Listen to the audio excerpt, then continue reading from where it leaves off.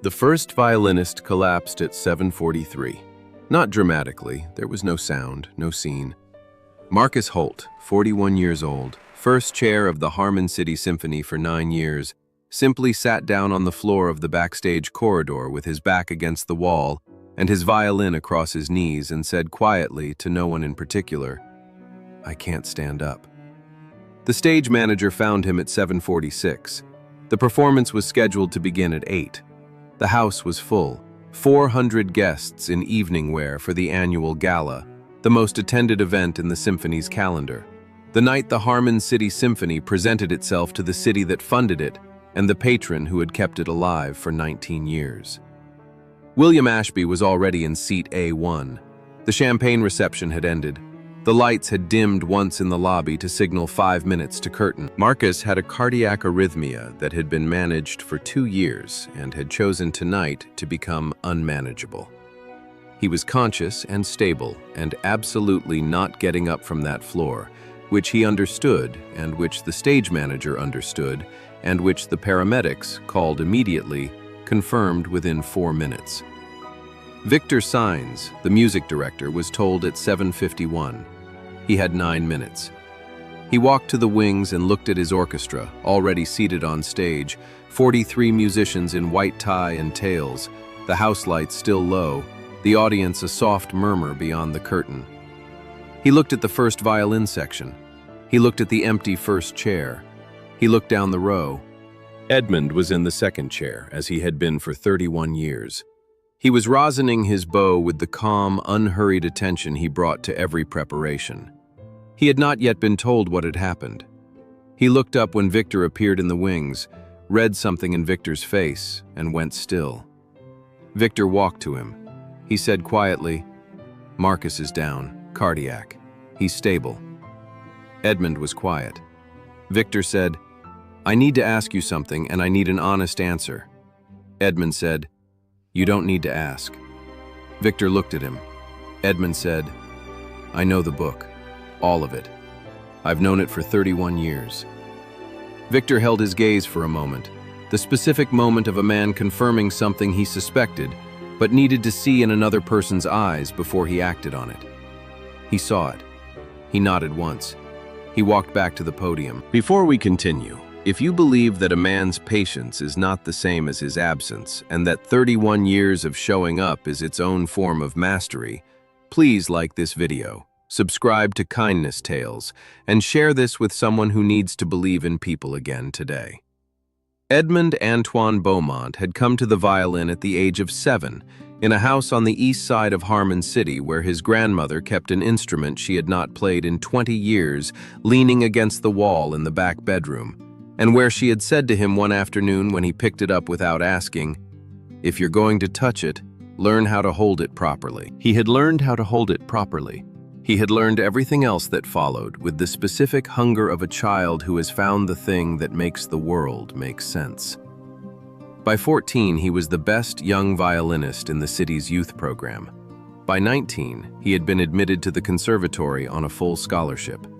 By 23, he had auditioned for 6 professional orchestras and been offered positions in 2 of them. He had chosen the Harmon City Symphony because it was home, and because his grandmother was still alive, and because some things matter more than career trajectory, which was something he had understood at 23 that some people never understand. He had joined as second chair. He had expected, in the reasonable expectation of a 23-year-old who had been told consistently that his talent was exceptional, that second chair would be temporary. The first chair had opened 4 times in 31 years. Edmund had applied 4 times. He had been passed over 4 times. Once for a musician from Vienna who had held the position for 7 years before leaving for a better offer. Once for a musician 20 years younger than Edmund who had left after 3. Once in circumstances that the symphony's board had described as a difficult decision between 2 highly qualified candidates. And once, 5 years ago, for Marcus Holt, who was genuinely excellent and who Edmund had never resented, because resentment was a weight he had decided early not to carry. He had stayed. Clara had never asked him why, because she knew why. He stayed because the music was the thing, and the music did not change based on which chair you sat in. And leaving would have been a statement about the chair rather than about the music, and Edmund did not make statements.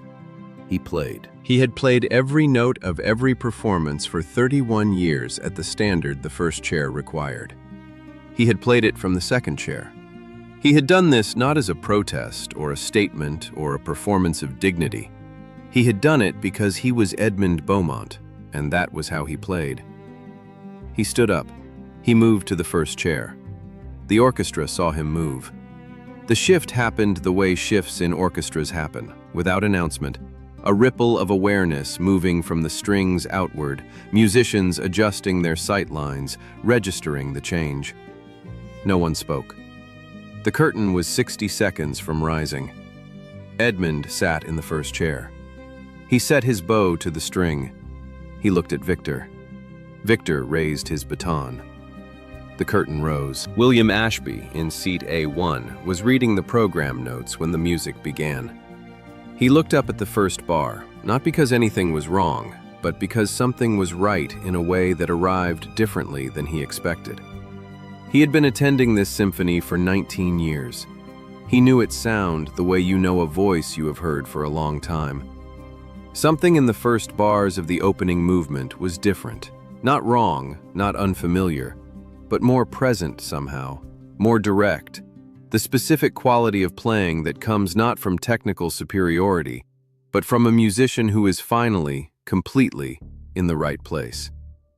He looked at the first chair. He did not recognize the man sitting there. He reached for his program. He looked at the first violin section listing. Second violin, Edmund Beaumont. He looked back at the stage. The man in the first chair was not the man listed under first violin. He leaned slightly toward his assistant in the adjacent seat. He said very quietly, "Who is that?" "The man in the first chair." His assistant looked. She said, "I think that's Edmund Beaumont, second violin." William said, "How long has he been with the symphony?" She checked the program. She said, 31 years. William looked at the stage for a long time. What Edmund produced that evening in the Harmon City Concert Hall has been described by the 3 music journalists who reviewed it in different language that arrived at the same place.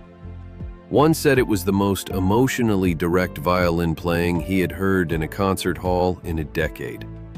One said it had the quality of something finally given permission. The third, who had been reviewing music for 30 years, said simply, "You felt that a man had been waiting a long time to play like that, and that the waiting was in every note, and that it made the music larger than the music." William Ashby sat in seat A1 and listened to all of it. He did not look at his phone. He did not speak to his assistant. He sat with the program in his hands and the name Edmund Beaumont before him and 31 years of second-chair performances he had attended without once learning who was playing them. The final movement ended. The hall came up. 400 people rose, not the polite standing ovation of an obligation met, but the real kind.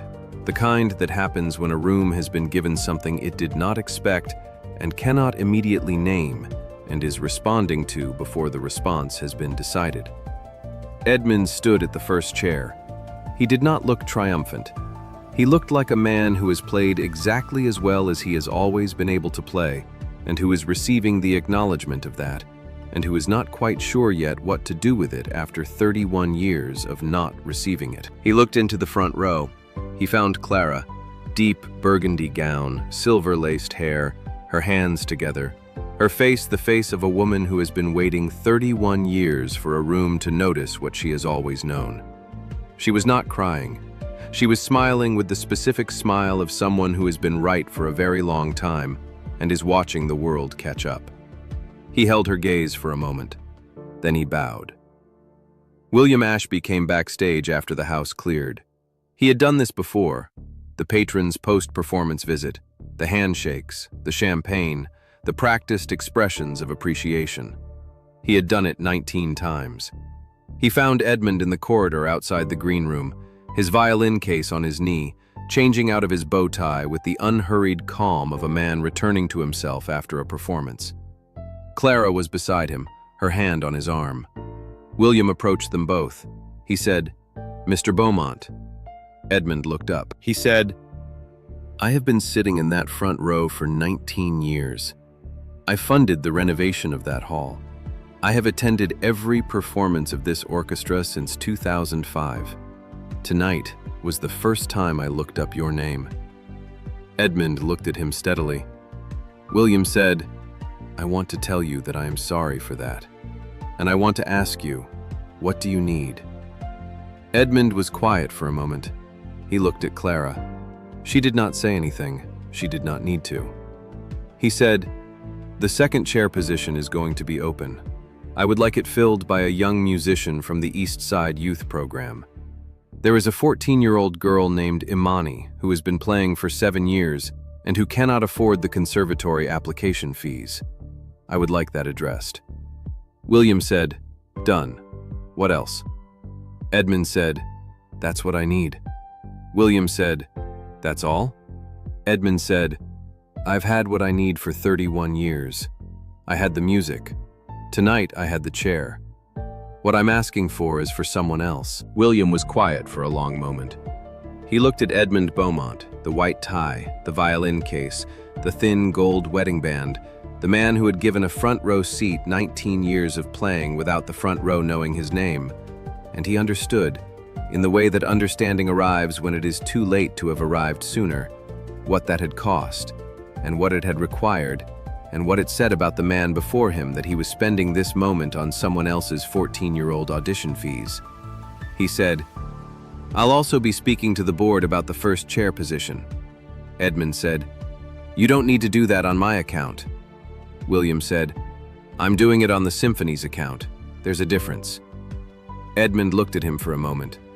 Then he nodded, the specific nod of a man who has decided to receive something without making it larger than it is. He picked up his violin case. He offered his hand. William shook it. Edmund and Clara walked down the corridor and out through the stage door into the night. She took his arm.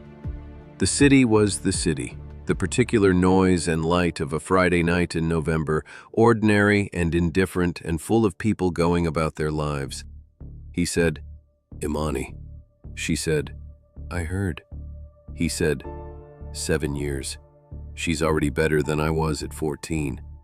Clara said, "You were exceptional at 14. He said, "She's more exceptional." They walked. The city moved around them.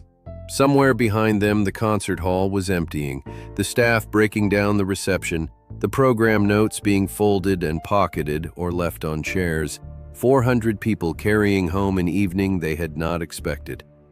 Imani's audition fees were paid the following week. She received a letter from the Symphony's youth development program 6 weeks after that. She auditioned.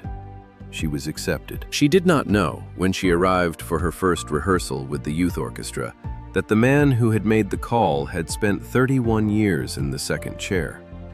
She would learn it later, when she was older, when someone thought to tell her. When she did learn it, she was 22 years old and sitting in the first chair of a different orchestra in a different city, and the person who told her was Edmund, who had come to hear her perform.